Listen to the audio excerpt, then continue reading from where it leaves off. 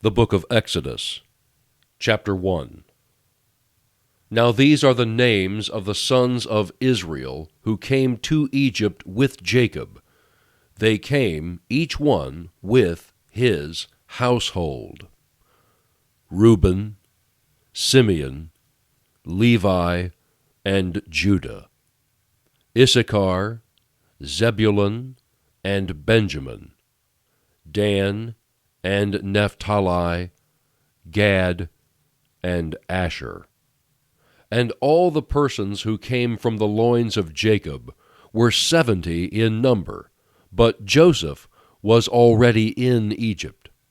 And Joseph died, and all his brothers, and all that generation.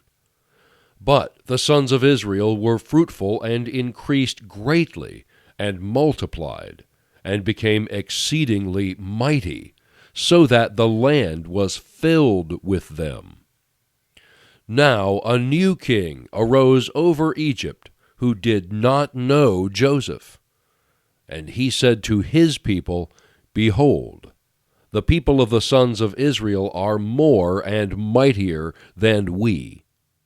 Come, let us deal wisely with them, lest they multiply, and in the event of war, they also join themselves to those who hate us, and fight against us, and depart from the land.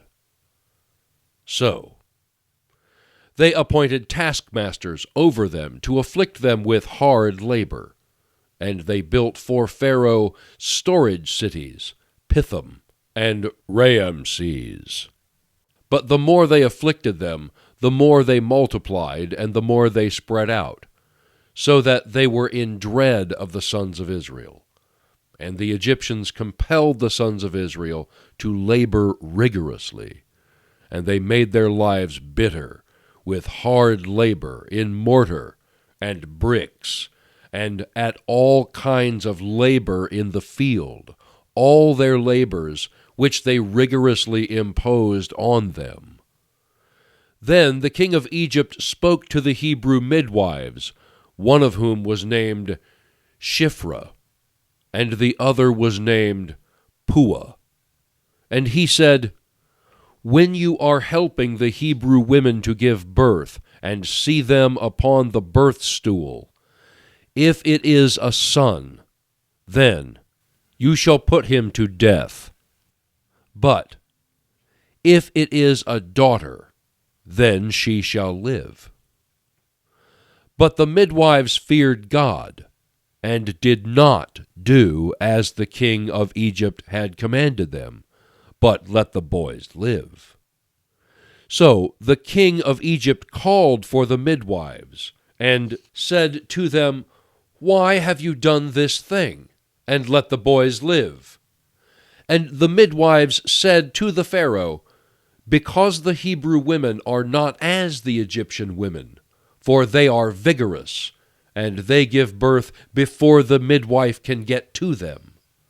So God was good to the midwives, and the people multiplied and became very mighty. And it came about, because the midwives feared God, that he established households for them. Then Pharaoh commanded all his people, saying, Every son who is born you are to cast into the Nile, and every daughter you are to keep alive.